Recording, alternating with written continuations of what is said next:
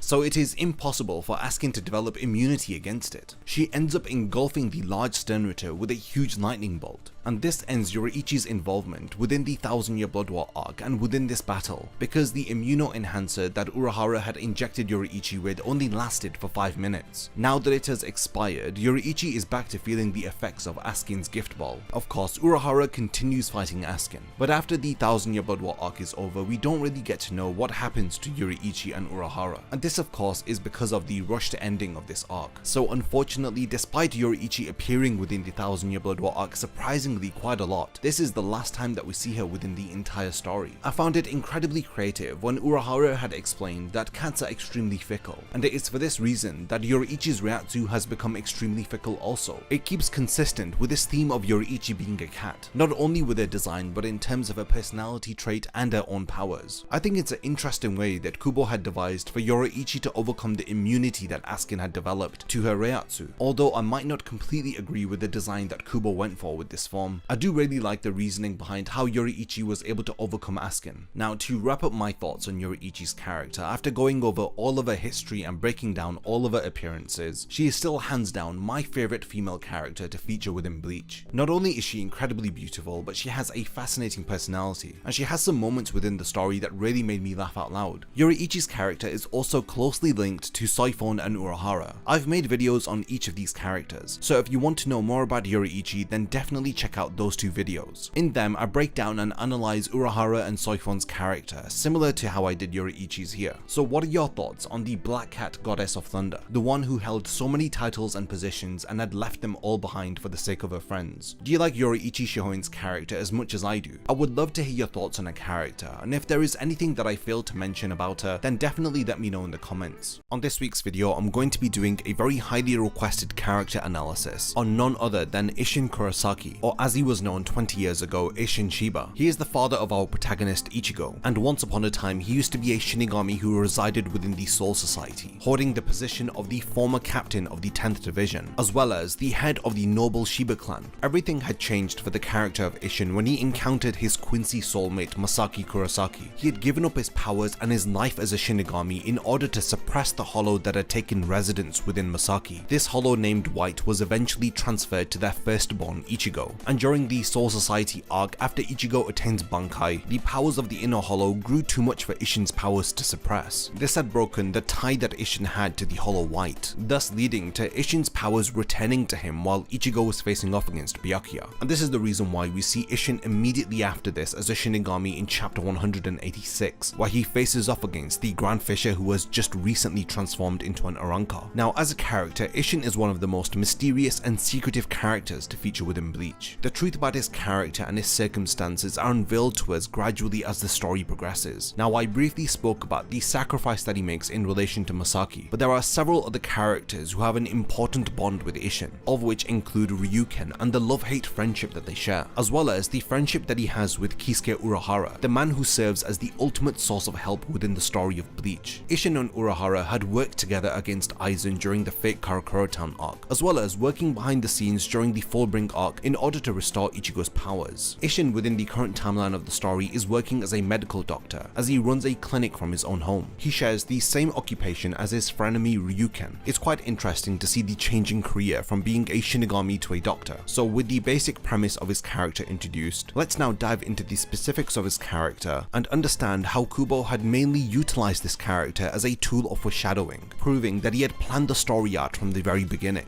Isshin is one of the first characters who is introduced to us, as he makes his debut appearance within chapter 1 of the manga and in episode 1 of the anime. His appearance is that of a tall, middle-aged, muscular man, with his notable spiky black hair and his brown eyes. And who could forget his manly facial hair that even rivals Shunsui's stubble. Now, when Isshin takes up his Shinigami form, he has a very unique appearance. As early as chapter 188, we see that he is wearing a tattered or ripped up captain's coat over his shoulder. It's fashioned in such a way that we are unable to see the actual division number on the coat. And it isn't until the Everything But the Rain flashback arc that we learn that Isshin was leading the 10th division, with Rangiku as his lieutenant and Hitsugaya as his third-seated officer. Now, the best way to describe Isshin's character in relation to his children would be full of energy and very goofy. He's constantly smiling, cracking jokes, filling any awkward silences with his loud voice, in his own desperate attempt to fill that void of a second parent, not wanting his children to feel like they are missing out on anything after the death of Masaki. This behavior is in stark contrast to his personality as a captain of the Gotei 13, where he was generally carefree and very lazy, passing on his responsibilities to his subordinates, and it is for this reason that Rangiku was often very upset with him. Isshin did get very lucky because his third-seated officer Hitsugaya used to do all of the paperwork for him, and even in chapter 529 he praises Hitsugaya by stating that he sees the future of the 10th division within him, which of course is a nod to Hitsugaya being a successor. The past of Isshin is explained to us during the Everything But the Rain flashback arc, which takes place between chapters 529 to 537. Chronologically, it takes place 20 years before the current timeline of Bleach. It is during this flashback that we learn about how Isshin's current circumstances came to be, including how he had lost his powers, as well as his first encounter with his soon-to-be wife Masaki. Isshin had left for the world of the living to investigate some disappearances that Hitsugaya had informed him of. Against the wishes of Rangiku and Hitsugaya, he had gone to investigate alone. It is in chapter 530 within the world of the living that he had encountered the Hollow White. He quickly realizes that this is the creature who is responsible for the Shinigami disappearing over the last few weeks. Isshin expresses his surprise at the strange appearance of the hollow, as it appears to be black in color. In addition to this, the creature's hollow hole appears to be covered also, but there is no mistaking it. From his spiritual pressure alone, Isshin confirms that he is facing off against a hollow here. While fighting the creature, he is being observed by Aizen, Gin, and Tozen. From the onset of their fight, Isshin appears to be on the defensive, as he tries to figure his opponent out. He is surprised that this hollow that he is facing off against is fighting like a Shinigami. We learn that this encounter between the Hollow White and Isshin is taking place within Karakura Town, as it appears that Isshin has stepped out of his jurisdiction of Naruki City and entered Karakura Town, which is under the jurisdiction of Squad 13. When Isshin activates his Shikai and declares that he is going to kill the creature, he is cut down from behind by Aizen. Aizen conceals himself by using a cloak that insulates spiritual pressure, allowing him to blend into the background unnoticed. We learn that he had fashioned this cloak from the one that Urahara had worn during the Turn Back the Pendulum arc. Of course, thanks to Isshin's years of experience, he knows that he wasn't cut by the hollow just now, immediately realizing that there is a traitor within the Gotei 13, and this individual is behind this strange creature that he is facing off against. At this point, the tide of the battle turns, as Isshin's wounds are too deep for him to focus his spiritual pressure in order for him to activate his Bankai. When the hollow is about to fire a Saro at point-blank range towards Isshin, he is saved by the arrival of Masaki. Wielding her Quincy bow, she gets the attention of the hollow. She utilizes a very dangerous technique as she allows the hollow to bite her shoulder, which gives her a perfect opportunity to fire an arrow right through its head, as she saves Isshin by defeating the Hollow White. But we come to learn later that her actions weren't without consequence. In chapter 533, when Isshin returns to the Soul Society, in a captain's meeting he delivers a report of what had happened to the head captain. Despite his actions being unauthorized, Isshin's actions had saved the lives of his fellow officers, as well as ensuring that any damage to the world of the living was kept to a minimum. But during his report, Isshin didn't mention that he was saved by Masaki. Through their first encounter, it is evident that he had taken a liking to her, so in a way he had protected her here by not getting her involved. On an unrelated note, during this captain's meeting you can see several other captains in the background, and it's quite fascinating to know about how things were when Isshin was a captain, as we can see Unohana and Byakuya in the background of one panel, as well as seeing captains Mayuri and Chunsui in another. This of course was 20 years ago, so I'd imagine not much has changed within the Gotei 13, aside from Hitsugaya taking up Isshin's position. Later, Isshin had returned to the world of the living without permission once again. He had encountered Ryuken and had saved him from a hollow. Ryuken blames Isshin for what has happened to Masaki. The Hollow White wouldn't be consuming her from the inside if she didn't save him. As the two of them argue, the one who is well versed with issues of holification arrives. Urahara, not wanting to waste any time, tells the two of them to come with him, as he reveals to them the choices that they have when it comes to saving Masaki. Prior to these events, we know that Urahara had saved the Shinigami who were holified by Aizen during the Turn Back the Pendulum arc. We know that he wasn't able to completely reverse the holification, which is shown through the Vizards wielding hollow masks, and Urahara confirms that this is true for Masaki also, as in chapter 535 he states that she will never be who she once was. He explains that she is undergoing holification, an uncontrollable technology where a hollow soul is poured into a normal soul, thus destroying narrowing the boundary that exists between the two of them. If left unchecked, the hollow will fuse with the subject, and the end result will be a monster with no sense of reason, similar to the state of the Shinigami who are holified during the Turn Back the Pendulum arc. The final outcome of holification is the death of the original soul, as it performs soul suicide. The only way to counter this, as Urahara states, is to pour into that soul something that will counter the holification. Urahara had saved the Shinigami who were holified by Aizen by creating a vaccine that was made out of the light of a Quincy's arrow and a human soul. Through this method, he was able to successfully prevent the soul suicide of all of the Shinigami from the Turn Back the Pendulum arc. But the only way to save Masaki, who is a Quincy undergoing holification, is to utilize a power that is far stronger than that of a human soul. Urahara states that a strong conflicting power that will always be by her side must be used, and this will prevent her from holifying until the day that she dies. And this is where Isshin had sacrificed his Shinigami powers, and his soul was encased within a special Gigai, transforming him into an ordinary human. Here we learn that Shinigami are the opposite of Quincy's and humans are the opposite of hollows. Urahara explains that the choice that Isshin has to make is heavily unfavorable for him. Once he is in the Gigai, he will lose his Shinigami powers, and he will never be able to return to being a Shinigami again. Ryuken thinks to himself that there is no way that Isshin is going to accept these terms. There is nothing positive in it for him. The only way to save Masaki is to tie Isshin's Shinigami powers to her. Without a second thought, Isshin accepts these conditions, surprisingly to both Urahara and Ryuken. Isshin accepts that he is going to stop being a Shinigami and that he has to protect her for the rest of his life. He admits that he has doubt, but it doesn't matter. Ultimately, Isshin owes his life to Masaki. He is not going to let her die because he has some doubts. Through this action, you can see that he earns the respect of Ryuken. When he enters into Masaki's inner world, he iconically tells her that he is here to protect her. After he saves her, Isshin had no choice but to remain within the human world, and thanks to the help of Urahara, Isshin was able to adjust his life accordingly, and thus open up a clinic so that he could earn a living to support his family. After marrying Masaki, they had 3 children, and the Hollow White was transferred to Ichigo, and a few years later, Masaki ended up being killed by the Grand Fisher when Ichigo was 9 years old. This now takes us to the present timeline of the story. During the first arc of the story, Isshin plays his role as a goofy father, but he does take part in a couple of notable events during this arc. The first of which is after Ichigo fails to defeat the Grand Fisher. In chapter 25, Isshin finds Ichigo at Masaki's grave. They comment on how many years have passed since the death of Masaki. During this discussion with his son, he proves that he isn't as oblivious as he appears to be. He reminds Ichigo that Masaki is only going to be able to rest in peace if she sees that Ichigo is living his life to his fullest. Despite having given up smoking, we learn that he smokes at a gravesite on the anniversary of a death because Masaki had complimented him once that he looked cool while smoking. Apparently, this was the only time that Masaki had ever complimented his looks, so he smokes in her memory. Ichigo is pretty gloomy in this instance, as he still feels very responsible for the death of his mother. But Isshin tells him to cheer up. Nobody blames Ichigo for the death of Masaki. It wasn't his fault that she died. Isshin is even proud of her, stating that the woman that he had loved had died while protecting her son. Isshin reminds Ichigo that Masaki had given her life for him, so in return Ichigo should live a full life. In one of his most memorable quotes, he tells Ichigo to live well, age well, and to go bald well, and to ensure that he dies after he does, and if he can in his final moments to die smiling.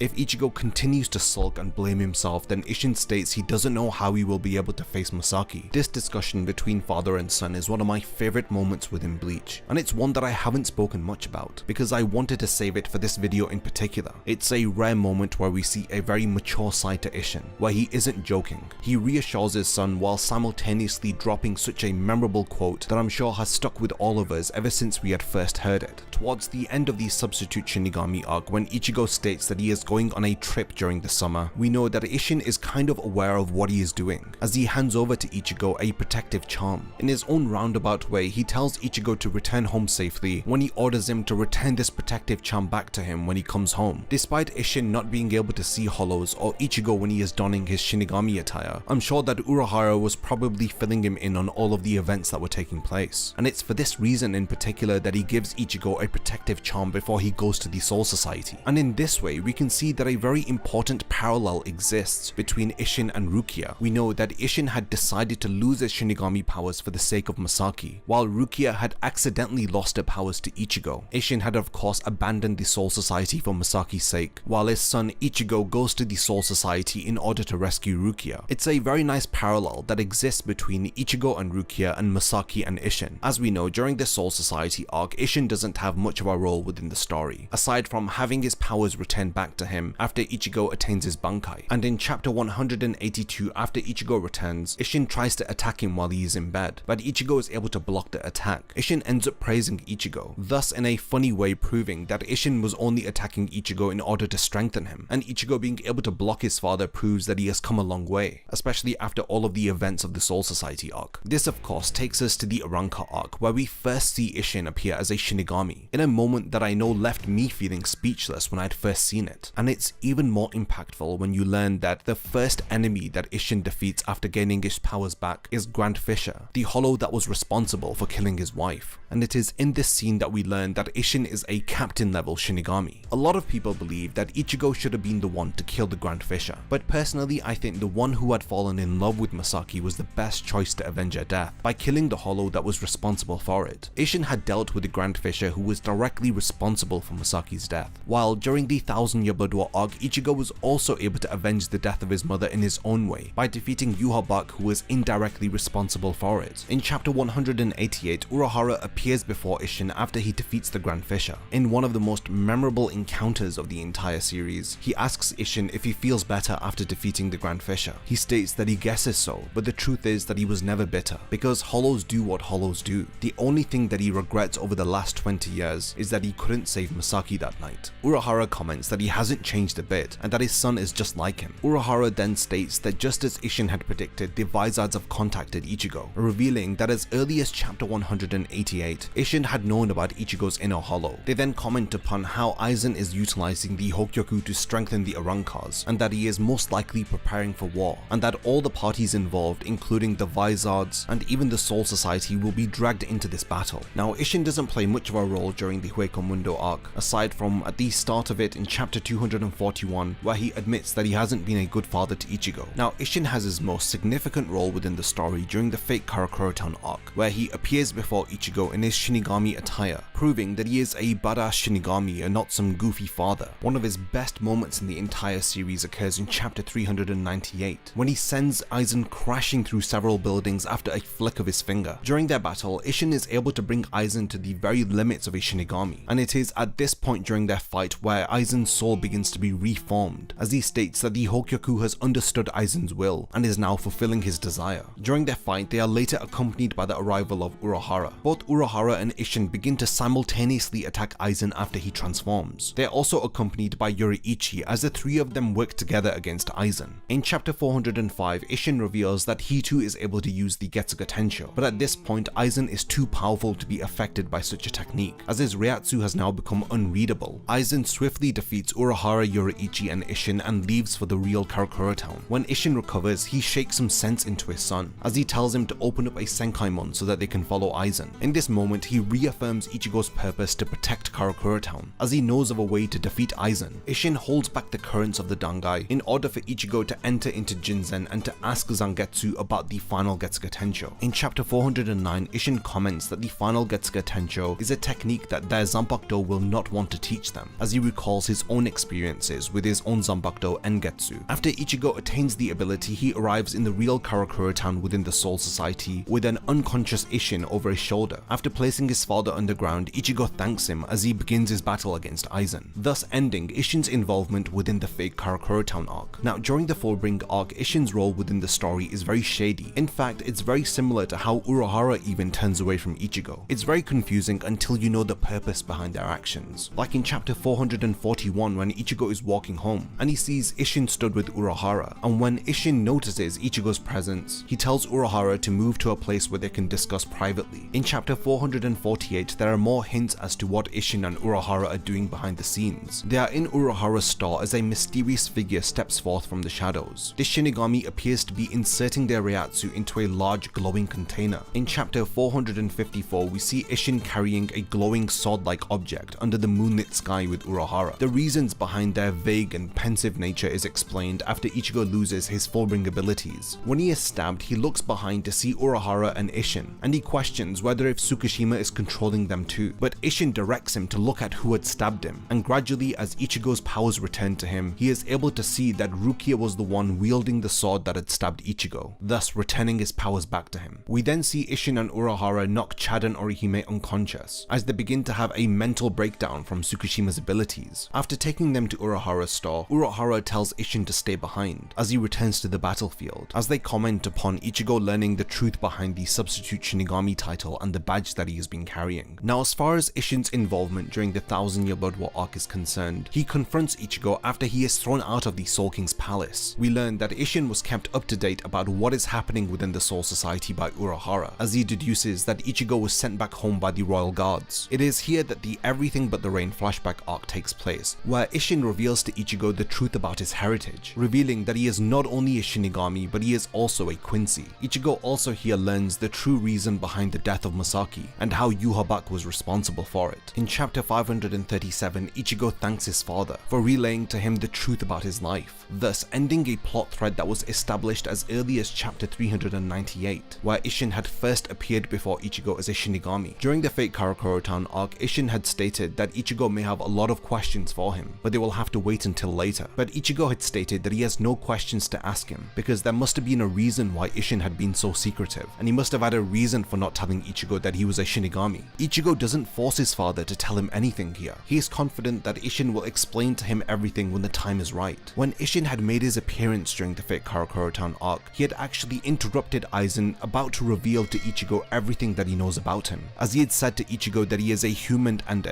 before he can finish his sentence, Isshin appears, and the sentence that Aizen was about to say is completed during the 1000-year Blood War arc, where we learn that Ichigo is a human and a Quincy, and it is further cemented this idea that Isshin's character is a tool of foreshadowing that Kubo utilizes. Later, Isshin and Ryuken do arrive within Waterworld at the end of the 1000-year Blood War arc. They were able to create a portal and travel to Waterworld thanks to an item that had belonged to Uryu's grandfather Soken Ishida. The two of them unfortunately don't really get involved in any of the combat, with Isshin's role being limited to accompanying Ryuken as he hands over to his son the still silver arrowhead. I think if the 1000-year Blood War arc didn't have such a rushed ending, then we would have seen them utilize more of their abilities and even had a chance to see Isshin's Bankai, but unfortunately this is the only disappointment that I have in relation to Isshin's character, his lack of involvement during the 1000-year Blood War arc. Now, the last point that I want to mention is about Isshin Zanpakuto. Now, there was some debate about how Isshin knows Getsuga Tensho and how he has the knowledge of the final Getsuga Tensho. I'd always theorized that the Zanpakuto and the abilities that Ichigo and his father have are inherited from the Shiba clan, thus explaining why their Zanpakuto spirits sound so alike, with Isshin having Engetsu while Ichigo has Zangetsu, and so these abilities and techniques are passed down through the Shiba clan. Isshin is another excellent character written by Kubo. He has a perfect character design and his demeanor is very stoic and mysterious. This is at its peak during the Fullbring arc, but by default he is a very goofy character, especially when he is around his kids, and his character is involved in a lot of satisfactory moments, especially during the Arrancar arc when he first appears as a Shinigami, and especially during the Fate Karakura Town arc where Ichigo learns that his father is more than just this goofy character. Isshin, similar to Yoruichi, had abandoned his noble lineage. He had abandoned his position as a captain, and he had done all of this for the Quincy that had saved his life. So, like Urahara, what did you think about this exiled Shinigami? Do you love Isshin's character as much as I do? If there are any points that I forgot to mention about his character, then definitely leave a comment and let me know. But this is everything that I have on Isshin Shiba or Isshin Kurosaki. Ryuken Ishida is another one of those characters within Bleach that we don't see very often, but is beloved by a lot of fans of the series. We know that he is one of the last pure-blooded Quincy's in existence, and he is the only son of Soken Ishida, but we primarily know him as the father of Uryu. In addition to this, Ryuken also holds the position of the director of Karakura Hospital. From his few appearances within the story and what we learn from the character of Uryu, we learn that Ryuken has very little interest in his Quincy heritage, and there is a significant quote from chapter 124, which is his first appearance within the story. He tells a younger Uryu that there is no point in saving the dead, because that's a Shinigami's job. He should instead, like himself, focus on saving people who are still alive.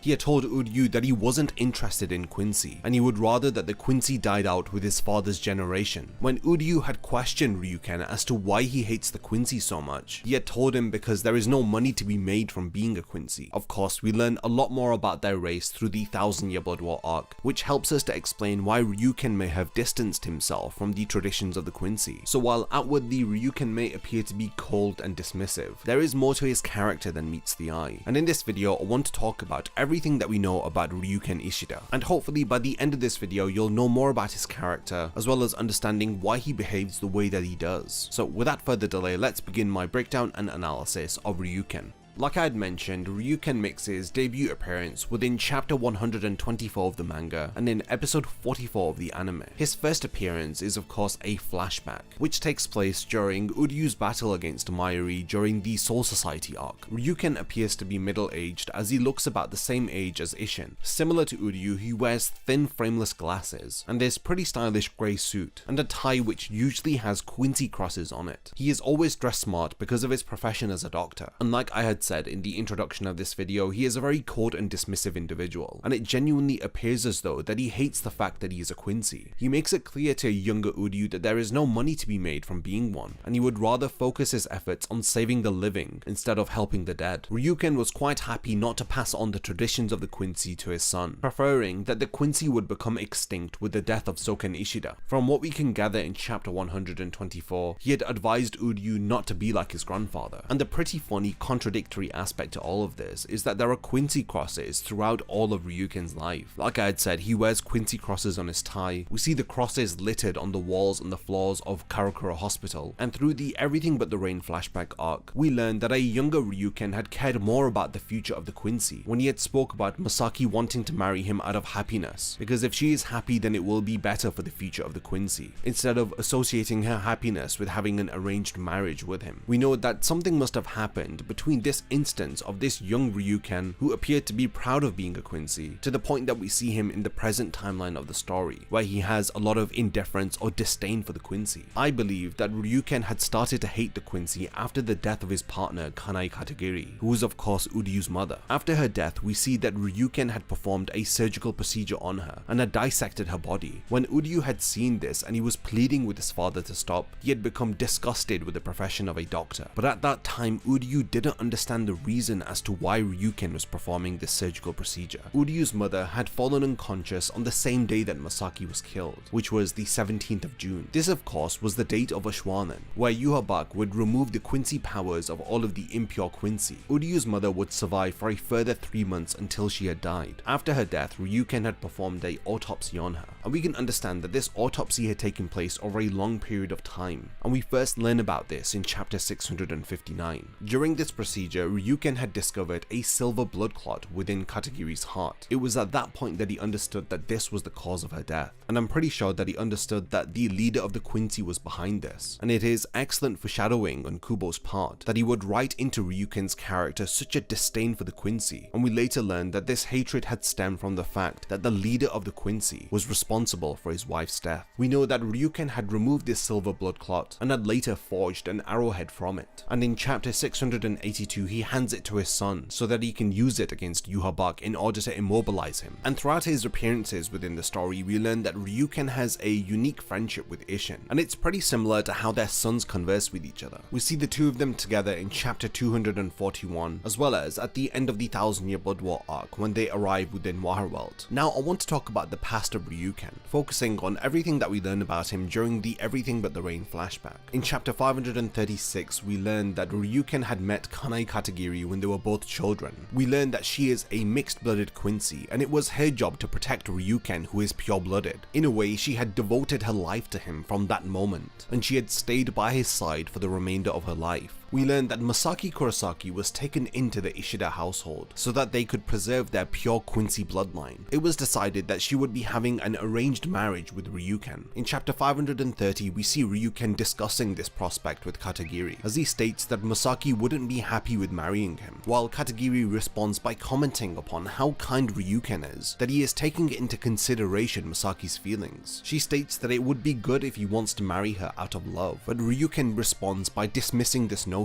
as he states that if Masaki wasn't happy, then she would not have a positive outlook for the future, and the future that he is speaking about is not their own personal future, but rather the future of the pure-blooded quincy, as they are the last of their kind. When Masaki had sensed that Isshin was fighting a hollow, she had rushed out to help him, but Ryuken had tried to stop her. He had explained to her the customs of the quincy, which are to wait until a Shinigami dies in battle, before the quincy even think about facing off against a hollow, and even then it is preferred if a mixed-blooded quincy Quincy should be sent out to battle rather than a pure-blooded one. Masaki refuses to listen to his reasoning. In chapter 533, Ryuken would sense that Masaki had won in a battle against the Hollow White, but the following chapter, Ryuken's mother ends up scolding Masaki for having broken the Quincy rules and facing off against the Hollow on her own. Ryuken then rushes to Katagiri as he realizes that she had told his mother behind his back. He questions why she told his mother, despite the fact that he had reassured her that nothing had happened to Masaki. Katagiri responds by stating that Masaki was injured after the battle with the Hollow, and if she doesn't receive proper Quincy treatment, then there is a chance that the Ishida bloodline could become tainted. Ryuken doesn't seem to be interested in the Ishida bloodline, as he questions why she would do this for just a reason like that. She responds by using Ryuken's own words against him, as she recalls that it was Ryuken who had said that his marriage to Masaki was for the future of the Quincy. Masaki then collapses to the ground as a hollow hole begins to form in her chest. Carrying her in his arms, he rushes out of their home, and as he is about to be attacked by a hollow, he is rescued by Isshin, but he starts to blame the Shinigami for being the cause of Masaki's current symptoms. But not too long after, Urahara arrives and explains to the two of them that Masaki is undergoing hollification. He then explains the only way to save Masaki's life, which is for Isshin to tether his existence to Masaki's and for him to give up his Shinigami powers. Ryuken obviously doesn't believe Urahara, as he doesn't want to accept that this is the only way to save her. He doesn't believe that Isshin would do something as selfless as this, to lose so much, to let go of his life as a captain of the Gotei 13, just to save a girl that he had only met a few days ago. But after Isshin agrees, Ryuken is completely surprised. At the end of chapter 536, he leaves Urahara's shop and bumps into Katagiri. She questions whether if Ryuken had left Masaki behind with the Shinigami. He states that he did. He tells her that he no longer has the right to protect the Quincy because he couldn't save Masaki. While he is devastated and saddened by the current situation, Katagiri refuses to leave his side, as she reminds him that it is her duty to serve him. She states that from the day that they had met, she had devoted her life to him, and that she cannot bear to see Ryuken sad. Not too long after this incident, Masaki had left the Ishida household after she had graduated from high school. Her soul had ended up being mixed with a hollow. It appears as though Ryuken was behind the decision of Masaki leaving their family. In a sense, it was like his way of letting go of her. We then learn that Ryuken had ended up marrying Katagiri, and she would give birth to their son Uryu. Now, within the present timeline of Bleach, his first appearance takes place in chapter 186. When Uryu is about to be killed by a pair of hollows, he appears to rescue him. He scolds Uryu for referring to him by his first name instead of calling him dad. Uryu is surprised that Ryuken still has the powers of a Quincy. After all, he despises them. He had assumed that he had given up his powers a long time ago, but Ryuken refers to him as a fool. He states that he had chosen his words very carefully. He had stated that he was not interested in Quincy's, while adding that Uryu doesn't have the talent to be a Quincy. He states that it is unfortunate that his powers are harder to get rid of than Uryu's were. Whether if Ryuken is interested or not, nothing changes the fact that he is the sole heir to the powers and skills of the late Soken Ishida, Uryu's grandfather, who is referred to as the last Quincy. Ryuken holds up Soken Ishida's Quincy cross as he reveals that it is now in his possession. He tells Uryu that when he went to the Soul Society he wasn't strong enough, and this is the reason why that he had lost the very little power that he had. He then tells Uryu that he can restore his Quincy powers, but on one condition. He must swear to never involve himself with the Shinigami ever again. We catch up with Ryuken and Uryu in chapter 226, where we see the two of them training. Uryu appears to be battered and beaten, as his father is putting him through his paces. He is repeatedly firing arrows in his direction as Uryu desperately tries to avoid them. When Uryu appears to be slowing down, his father questions whether if he has reached his limit. At this point, Uryu can barely move his arms and his legs, but he is aware that his father's spiritual pressure appears to be weakening also. On the onset of their training, Ryuken had told Uryu that if he continues dodging his arrows, he would regain his powers, but Uryu questions whether if his father was lying to him, because if they continue like this, then there's no doubt that Ryuken's going to kill him. When Uryu reaches his limit, his father fires an arrow right through his chest. He explains to Uryu that you have to push your mind and body to its very limits, and while you are in that condition, if you are struck by a Quincy arrow approximately 19mm to the right of the heart's sinoatrial node, then you will end up regaining your spiritual powers that were lost while in the Quincy Let Steel form. In chapter 241, while Uryu, Chad and Ichigo are traveling to Huecomundo, we get a flashback where we see Ryuken stood outside of their training room smoking. While he was out, Uryu was approached by Urahara, as he tells him that Orihime was kidnapped by the Arancas. When Ryuken returns to the training room, he discovers a note left by Uryu, and coincidentally at the same time Isshin appears and greets him. It is here that we learn that the two of them have a lot of familiarity with each other and have a shared past. Ryuken realizes that Isshin has regained his Shinigami powers. Isshin questions whether Ryuken is going to read the letter that Uryu had left him, but he states that he already knows what it says. Isshin then teases him by saying that he let Uryu go with Urahara and purposefully didn't stop them, but he tells him to mind his own business. After all, Ryuken had helped Uryu get his Quincy powers back, and it is now none of his business what he chooses to do with them. He is pretty cold and dismissive here as he states that it doesn't matter whether if he lives or dies, and I'm not sure if he's just pretending to be cool because Isshin is here. But then their exchange ends with a very interesting comment, as Isshin comments upon his harsh parenting style, but Ryuken tells him that he is still a better father than he is, to which Isshin replies that Ryuken is right, and this is most likely in reference to how Ichigo doesn't know anything about his past, including the real reason as to why his mother was killed, and the identity of his father as a Shinigami. We don't see Ryuken again for the remainder of the Arrancar arc, and he makes his next appearance within the Fullbring arc after Uryu is cut down by an unknown assailant. When Orihime and Ichigo arrive at Karakura Hospital to see Uryu, Ryuken appears to be tending to his wounds, as he questions whether if Uryu should be allowing visitors to come, especially if he is going to be irritated by their arrival. He is referring to Uryu scolding Ichigo for coming to see him. Throughout this entire hospital visit, Ryuken appears to be taunting Uryu. It is like he is actually really disgusted at the fact that Uryu was cut down. At this moment, Uryu doesn't want Ichigo to get involved with the situation, so he is not sharing any information with him, despite his father taunting him and stating that sharing information is important. Ryuken ends up walking Orihime home and reveals to her that Uryu wasn't attacked by a Shinigami or a hollow, and he is unsure about the Ryatsu that he had examined within Uryu's wound, as it is unlike any that he has ever seen before. He genuinely knows nothing else about the individual who had attacked Uryu, and it is through Ryuken's character that we begin to question the true identity or nature of the individual who had attacked Uryu, as Ryuken questions whether if the enemy is even human, even going as far as to say that the enemy's power is closer in nature to Orihime's and Chad's rather than a Shinigami's. He warns Orihime that the next possible target for attack is either Chad or Orihime, and this pretty much sums up his involvement within the Fullbring arc, and we already know that he appears within the 1000-Year Blood War arc right towards the end. In chapter 674, we see Isshin and Ryuken use a portal that Soken Ishida had once used in order to escape from the Quincy. Isshin states that he is grateful for Ryuken's father for allowing them access to use the portal. Ryuken even agrees as he states that this is the first time that he has been grateful for his father's habits. Isshin then hilariously states that Uryu only speaks bad about Ryuken because Ryuken speaks bad about his own father. We of course know the rest of Ryuken's involvement, as in chapter 682 he hands over to Uryu the still silver arrowhead, thus concluding Ryuken's involvement within the story. And to be honest, I think that it was such a missed potential, especially during the 1000-Year Blood War arc. I had felt like it was Ryuken's time to shine, and it was really a missed opportunity as we could have seen so much more of him, and he could have been so involved with the story, especially because the enemy were Quincy. It would have also been nice to see Soken Ishida's role within the Quincy explained further. Why was it that he had to use a portal to escape from Waterworld? And it was that very portal that Ryuken and Ishida would use to assist Ichigo and the others at the end of the arc. Again, all of these questions are left up in the air because of the rushed nature of the conclusion of the 1000-Year Blood War arc. So much more could have been done with it, and genuinely I would love to see Ryuken and Isshin have more of an involved role within the final arc when it is adapted into the anime. But we're at the point of the video where I want to hand over the discussion to all of you. What do you think about the last Quincy Ryuken? After inheriting this title from his father, he had also acquired all of the skills and abilities of Soken Ishida. He was one of the most mysterious characters within the entirety of the story, and in a sense we still don't know much about him. So I want to know, what were your thoughts about Ryuken?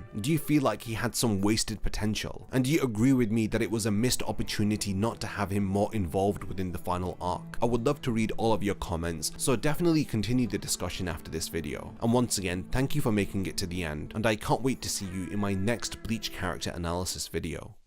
If you enjoy my content, then you can support my channel through Patreon for as little as $1 a month, or even through YouTube by becoming a channel member. You will gain access to exclusive channel perks and a Discord server which I frequently use. So become a member of my Zero Division and be the first to know about my upcoming videos. And once again, thank you for sticking around till the end of the video, and whatever you contribute will mean a lot to me.